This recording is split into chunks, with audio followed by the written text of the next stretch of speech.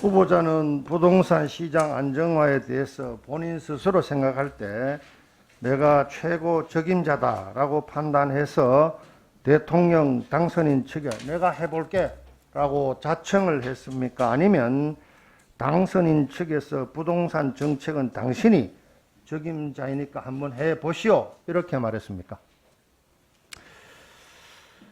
그 내정 과정에서는 후자였고요. 근데 왜 저에게 이 부동산 문제가 그만하면 됐습니다. 후자라고 말씀을 하셨고 예. 이 공직자 모두 발언 내용 후보자가 염두 구상을 해서 실무자들에게 구술을 하고 이렇게 적으라고 했습니까? 아니면은 실무자들이 써가 온 걸 후보자께서 보고 일부 가피를 했습니까? 가피를 했습니다. 아까 이 모두 발언에서 국민들은 원희룡에게 부동산 문제를 해결해 달라는 목소리가 있다는 뉘앙스의 발언을 하셨죠. 네. 언제 누가 원희룡 후보에게 부동산 문제를 해결해 달라고 했습니까?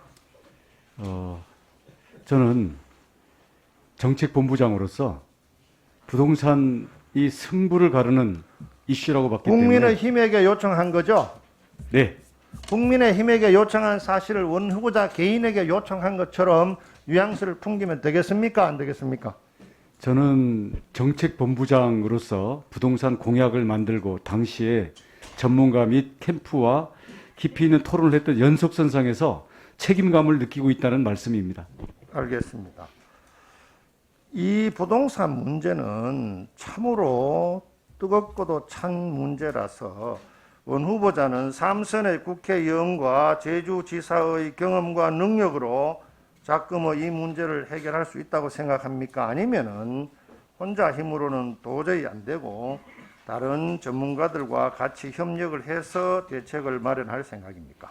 저는 경청하고 소통하고 협력하는 전문가여야 된다고 생각합니다.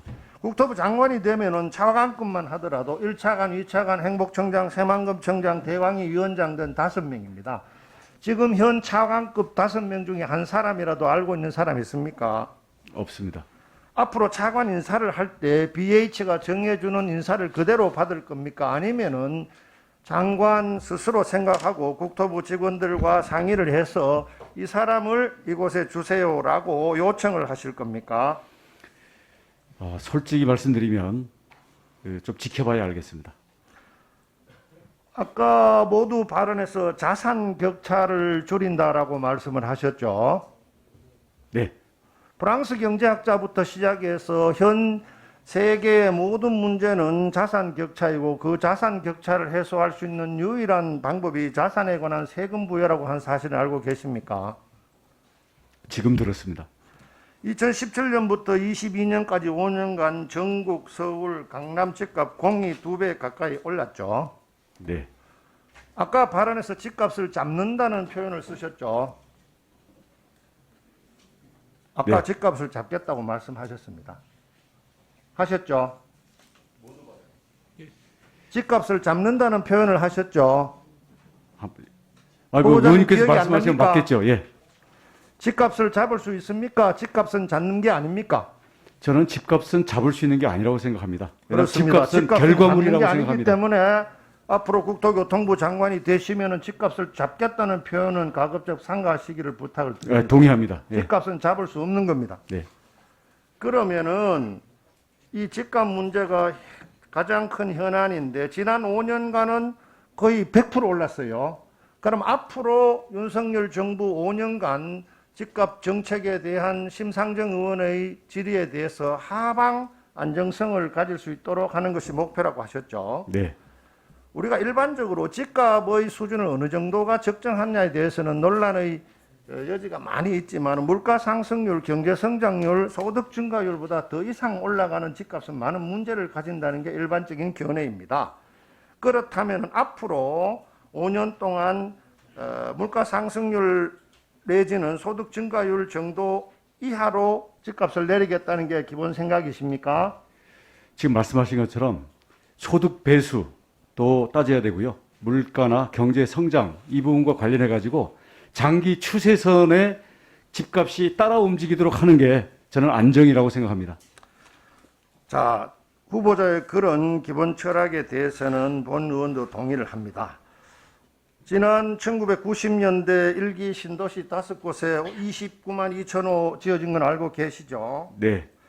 인수위가 구성되자마자 일기 신도시에 대해서 용적률 500%, 안전진단 면제 등이 언급되면서 어떤 지역은 30평대 아파트가 7억씩 올라간 거 알고 계시죠? 알고 있습니다.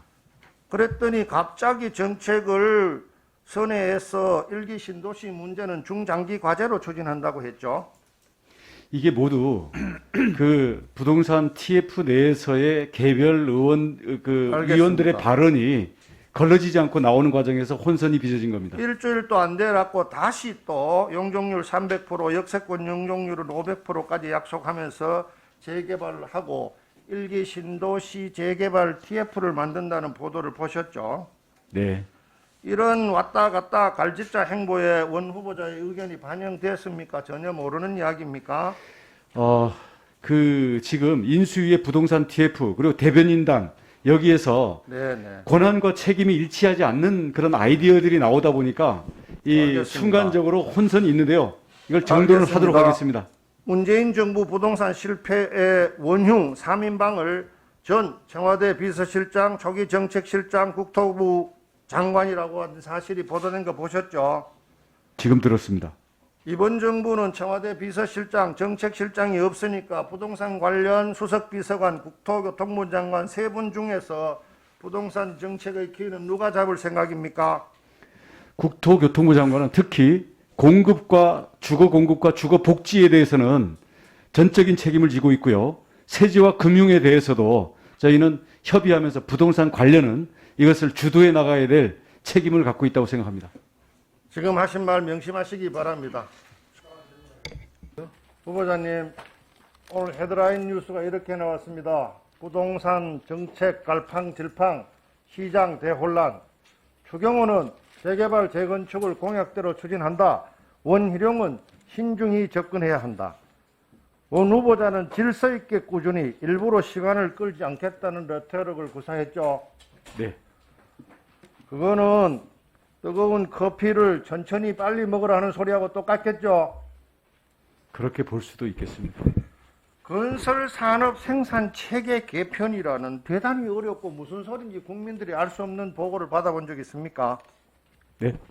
건설 산업 생산 체계 개편. 건설 산업 장관 후보자 할 때 업무 보고 국토부로 안 받았습니까? 1차 받았습니다만은 가장 고통스러운 게 이겁니다. 촛불에 촛물이 떨어질 때 국민들의 눈물이 떨어지고 노래소리 높은 곳에 국민들의 원성이 높다는 거예요. 국민들의 원성이 높은 6가지를 이야기할 테니까 잘 듣고 네. 들어가서 보고를 받고 조치를 하시기 바랍니다. 페이퍼 컴퍼니나 벌떼 입찰 들어봤죠? 네, 들어봤습니다. 종합건설업하고 일반건설업을 상생 발전시키고 생산 체계를 개편한다는 어줍잖은 논리를 가지고 울타리를 풀어버렸어요. 강한 사람이 이기겠습니까? 약한 사람이 이기겠습니까? 당연히 강한 자가 이기죠. 엉망진창이 돼버린 종합건설과 전문건설 간의 업역 해제 문제에 대해서 판단을 해보시고 다음 상임위 때 답변을 부탁드립니다. 두 번째로 몇 년 전 송파구 싱크홀 사건 아시죠? 도로에 붕괴가 돼가지고 갑자기 사고가 난 겁니다. 그 사고를 계기로 안전진단이라는 제도를 국토부가 도입을 했습니다. 안전진단은 당연히 안전진단에 관한 전문 지식과 장비와 기계와 노하우가 있는 업체들이 해야 되겠죠. 이 업체들 또한 그런 능력이나 장비 없이 입찰만 참여해가지고 낙찰을 받은 다음에 20 내지 30% 이익을 먹고 실제 일하는 회사들에게 넘기는 실태는 알고 있습니까? 챙겨보시기 바랍니다. 네, 알겠습니다. 수많은 업체들이 피눈물을 흘리고 있습니다. 광주의 5층 노후 건물 도개 사건과 모 건설업체가 건축 중이던 5층 아파트 중간층이 붕괴된 사고 알고 계시죠? 네, 알고 있습니다. 그 사고 원인에 대해서 여러 가지 이야기가 나오고 있습니다만은 우리나라의 건설 현장에서 가장 기초적인 자재가 모래와 자갈이라는 걸 알고 계시죠? 본 의원이 보낸 질문서에 1년간 우리나라 골재가 어느 정도, 모래와 자갈이 어느 정도 필요한지 보고 받았습니까? 네, 받았습니다. 얼마 좀 필요하죠? 지금 숫자를 안 2억 갖고 있습니다. 5천만 루베가 필요한데 과거에는 강에서 바다에서 석산에서 공급되던 골재가 지금은 다 막혀버렸습니다.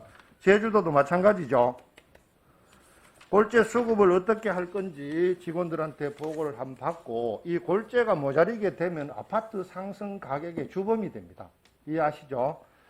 오전 시간에 마지막으로 물으려 했던 게 통화량 팽창 문제입니다. 문재인 정권 5년 내내 집값 상승의 주범이 공급 부족이 아니다. 통화량 팽창 때문에 우리도 어쩔 수 없다. 통화량을 줄여줘야 집값을 잡을 수 있지 혹은 컨트롤을 할 수 있지 통화량 팽창을 내가 어떻게 하나 이렇게 답변을 했어요. 윤석열 정부 5년은 주택가격 안정과 통화량 팽창 간의 그 상반된 논리를 우리 후보자는 어떻게 해야 된다고 생각합니까? 통화량 팽창을 억제해야 된다고 생각합니까? 다른 분야의 발전과 또 형평을 고려해서 어쩔 수 없다고 생각합니까? 그것도 깊이 통찰해 보기를 바랍니다. GTX 이야기 들어봤죠? GTX. 예, 예. GTX가 뭐의 약자인지 알고 있습니까? GTX 말씀이죠? 예, 예. 제가 듣기로는 예. 그레이트라고 들었습니다. 그렇습니다. 예. 이 GTX를 어떻게 건설하고 재원을 어떻게 조달하고 노선을 어디까지 할 거냐에 대해서는 수많은 논란이 있고 또 건설 과정에서도 많은 민원으로 인해서 사업 자체가 문제가 있습니다. 코비드19 코로나는 천재지변입니까? 아닙니까? 천재지변으로 계산해서 많은 보상금을 주고 있죠. 고속도로 휴게소에서 휴게소 시설한 사람들이 이 문제를 제기하니까 한국도로공사에서는 코로나는 천재지변이 아니기 때문에 사용료 감면이 안 된다고 주장하고 있습니다. 한번 살펴보시기 바랍니다. 네.